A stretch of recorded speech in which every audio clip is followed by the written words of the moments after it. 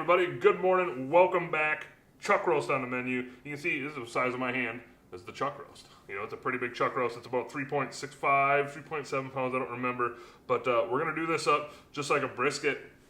Again, this isn't a brisket, but we're going to kind of sort of cook it the same. I mean, we're going to cook it the same way as I would a brisket. I used to do a lot of these, and I got a question or a couple questions asking, if I don't, if I cook these anymore. And to be honest with you, I haven't cooked one in a while because I started doing briskets because I did a brisket, I got super intimidated by it, and then I read somewhere, I heard somewhere, I was like, hey, just practice with a chuck roast. So there was a point in time where I was doing a lot of chuck roasts, and I tried to get them done like a brisket, and then eventually I switched back over to the brisket, had a bunch of trial and errors with that, and now I get my briskets for the most part to the point that I like them, and the people I cook them for like them. But today we're going to do a chuck roast. It's a cheaper alternative to a brisket for those of you who are a bit intimidated by a brisket. For one, being the cost of beef right now in some places. I've seen briskets be $7.99 a pound. This right here is like a $21 cut of meat. It's not that bad, and you can feed quite a few people with it. So enough about that. Let's get to the prep. We're going to use a binder of the Liam Perrine's W sauce, just a little bit of it. And you don't have to use a binder, but I am going to use a binder today. And then the rub we're going to use is a new rub today. I'm pretty excited to use this stuff. It's this Uncle Steve's Shake. See if we can focus in on that.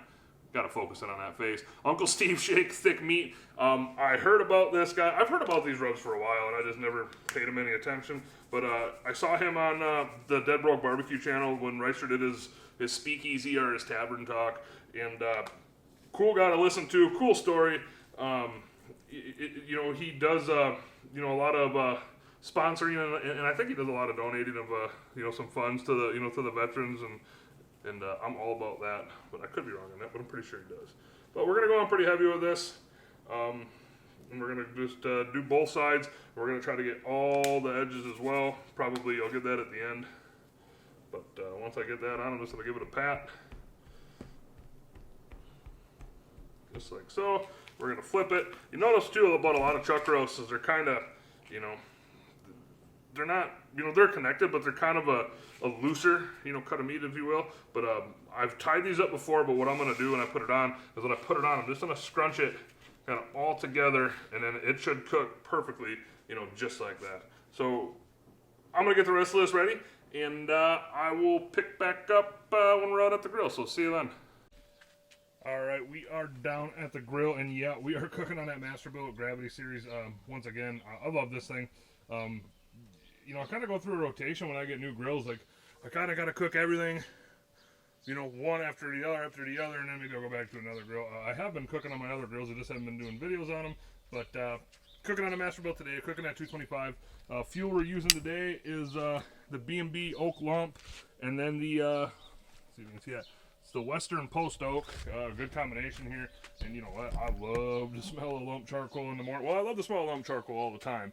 But I don't know what it is about firing a pit up in the morning and smelling that lump right away, but it smells fantastic. So let's go ahead, take a peek at the setup. You can see I got the, I'm trying to get shadow out of there. You can see I got the water pan down low. I got about a cup of water, not much. And then I got a couple dabs of the W sauce in there, and then the chuck roast is on top, cooking on the middle rack. And this might be coming my preferred method. You don't need to use this rack. I like it because then it sits flat and it doesn't sit on these little bars right here. But yeah, that's about all I got. I'm gonna go ahead and close this thing down for 3 hours, and I'll probably pick back up then because I think I'm gonna be spraying this down with some kind of concoction I put together. So we'll see you in about 3 hours.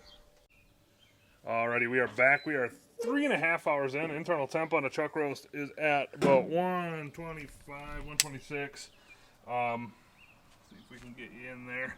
You can see that bark is pretty well set. So what I'm going to start doing is spraying this down with a little mist I got here. And this is a combination of, this is just a Cosmo Ski Reserve brisket blend and some water in here. And I'm going to start opening this up probably about once an hour until I'm about ready to wrap and spraying it down. I am going to turn the temp up right now to 275. And yeah, like I said, I'm going to keep checking in I'm going to keep spraying this thing about once every 45 minutes to an hour. And I'm going to probably wrap it around 160, 165 degrees. So when I wrap it, I will pick back up. So we'll see you then. Alrighty, we are back. We've been on for 6 hours. Give you a quick peek at the chuck roast. There she be. Take you in here a little closer. Looking pretty darn good, I think. I think that bark's real set right now. Internal temp on this thing is at about 155, 156. And yeah, what I'm going to go ahead and do is pull this thing off. I'm going to double or triple wrap it in some foil. And I'm actually going to use that same spray I was using as a little bit of liquid inside the foil with it.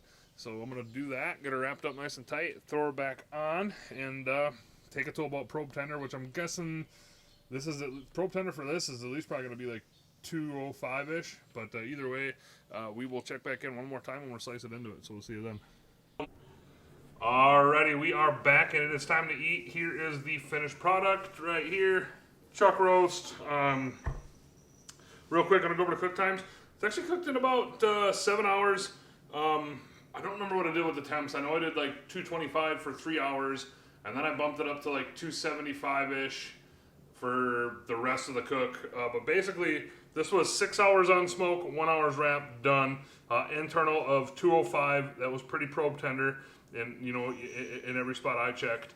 And then I pulled it off, I opened up the foil and let it kind of steam out, and then wrapped it back up, wrapped it in the towel, let it rest for 2 hours, and here's the finished product. So let's go ahead and cut into this and see what we got. Now, you know, this chuck roast kind of sort of has pieces of meat going all different directions, but I'm just going to cut it straight across and just see what we got. I've had luck with that in the past. You know, sometimes you get chuck roasts that are, you know, all the same direction, and then other times they're all different directions. Alrighty, and that's going to be about good. Let's go ahead and take a look at a piece here. Just kind of, it's going to break apart, but let's see what we got. Oh yeah, nice, nice deep smoke ring on that. Again, this is going to be a different flavor than brisket, but you can kind of sort of, if you want, you can practice. You can see how moist that is too. It looks pretty darn good. You can practice with this chuck roast for briskets. That's what I did. It worked very well. Let's just go ahead and see if it pulls apart. Kind of, sort of, not really, but that is not bad. That is not bad at all for, you know, a chuck roast. That'll eat just fine. I got some cast iron.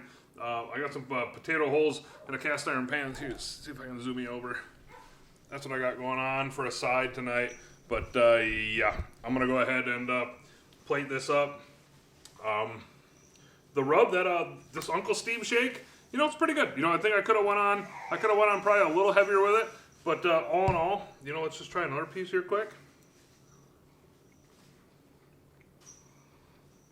All in all, it's not bad. You know, it produced a good, to me, it produced a good smoke ring, as you can see again right there. Nice smoke ring, and who doesn't like a good smoke ring? So besides that, you know what, you guys and girls, all you dads out there, happy Father's Day. I'm going to sign off and eat. You guys and girls have a good night, and we'll see you next time.